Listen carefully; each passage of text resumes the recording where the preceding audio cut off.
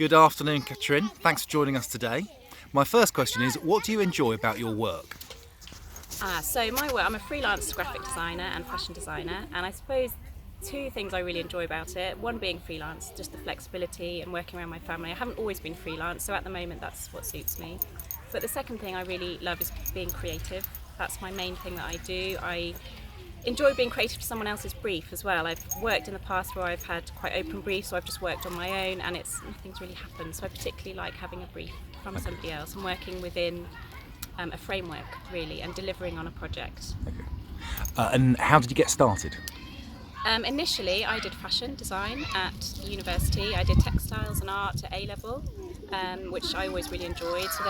And I had a specific interest in fashion, so I went into fashion design, studied there for 3 years, and then I worked as a childrenswear designer initially, and then went into buying, which was quite different to design. But I worked in that for about 7 years. But I worked very closely with buyers, with designers, and as a buyer I worked in the value retail sector, which didn't have a huge design budget, so as a buyer you were doing quite a lot of hands-on designing anyway. And then I moved away from buying and into freelance design after I'd had my children. And what would you say to someone looking to start out today?